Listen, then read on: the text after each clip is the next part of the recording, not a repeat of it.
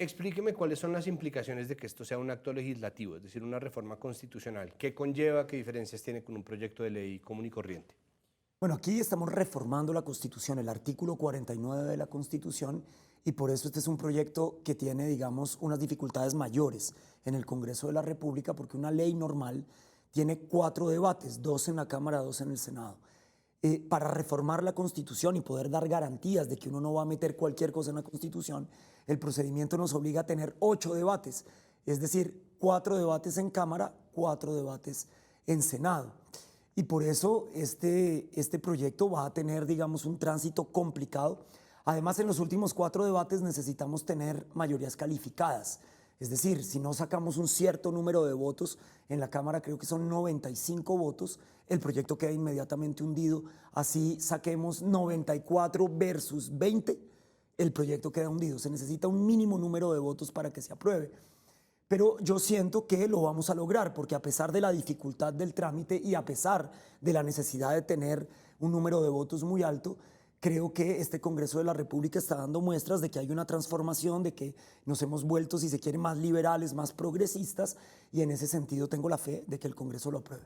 Bueno, eso era lo otro que yo le iba a preguntar con respecto al trámite, y es, hay un mapa político muy distinto ahora, ¿no? Que existe además pues un gobierno progresista, hay mayorías gobiernistas que están como dispuestos obviamente a ambientar este tipo de reformas, eso antes no pasaba.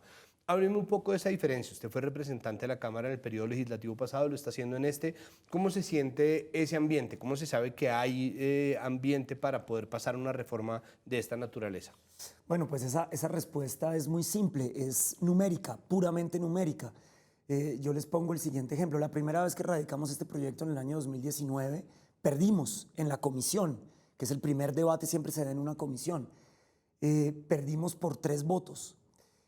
Al siguiente año, año 2020, segunda vez que lo radicamos, ganamos por 2 votos. La primera votación fue empate, 16-16. A la siguiente semana tuvimos que desempatar y ganamos por 2 votos. Sin embargo, fuimos a la plenaria y perdimos 50-105. Híjole. Es decir, nos dieron una pela, una trilla, así de simple. Lo volvimos a radicar en el año 2021. Esta vez ganamos en comisión por 8 votos, donde hacía apenas 2 años habíamos perdido por 2. Y llegamos a la plenaria, ahí digamos que como ya era época electoral, la votación fue un poco extraña, perdimos por más votos que la primera vez. Pero esta vez, año 2022, nuevo Congreso, nuevo gobierno, en el primer debate ganamos 25-6. Es decir, una pela les dimos en el, perdón que utilice esta expresión, pero una trilla de alguna manera. Y en la plenaria es donde yo realmente quedé más anonadado, porque se dio la vuelta completamente con respecto a la primera votación. Sacamos 105 votos a favor contra solo 33 en contra. Es decir, si eso no muestra que este Congreso en cuestión de 3 o 4 años dio un giro absoluto, total, con respecto a este tema, un tema muy polémico, un tema que se trata de derechos y de libertades, un tema, digamos, que ha sido tabú en nuestra sociedad, y que el Congreso de la República dé ese giro, creo que es la manifestación más grande de que estamos en un Congreso muchísimo más progresista. Y sin embargo hay mucha gente que repitió, es decir, hay mucha gente que estaba también en el anterior Congreso. ¿Qué cambia? ¿Será que entonces sí sirve pensar en el abstracto de que hay una conversación nacional y que cuando esa conversación nacional toma un giro distinto, en general la gente empieza a pensar las cosas desde otra perspectiva, como que... Yo no tengo duda de eso, digamos, yo lo vi en los 4 años anteriores, la primera vez que presentamos este proyecto, todo el Centro Democrático estuvo en nuestra contra, y en el último debate que tuvimos había gente del Centro Democrático que estuvo con nosotros, se voltearon Gabriel Santos, Margarita Restrepo, Eduardo Rodríguez, digamos, terminamos teniendo votos del Centro Democrático. Eso quiere decir que 2 o 3 debates, la intensidad, digamos, de la opinión pública, poniendo el foco en un tema en particular, hace que la gente empiece a mirar, digamos, los temas a través de la evidencia, a través de los argumentos, y no solamente de los prejuicios o de las moralinas, si se quiere decir desde esa perspectiva. Entonces, claro que poner un tema en el centro de la conversación hace que haya perspectivas que empiecen a cambiar la visión de la gente. Pero por otra parte, también creo que hay unas coyunturas políticas que son absolutamente innegables. Que haya un gobierno que esté a favor de esto hace que muchos de mis compañeros cambien rápidamente sus formas de pensar. Em, bueno, antes de pasar a la reacción que se ha tenido en oposición a este acto legislativo, hábleme un poco de los alcances. ¿Cómo así que reformar el artículo 49? ¿Cuál es ese artículo? ¿En qué consiste? ¿Cuáles son los alcances de este acto que se está presentando en el Congreso? Bueno, entonces para explicar eso hay que hacer un poco de historia. En el año 2009, Álvaro Uribe Vélez, a través de un acto legislativo, una reforma a la Constitución de número 002, le incluyó al artículo 49, que es un artículo que tiene que ver con temas de salud, le incluyó la prohibición expresa del porte y el consumo de sustancias psicoactivas.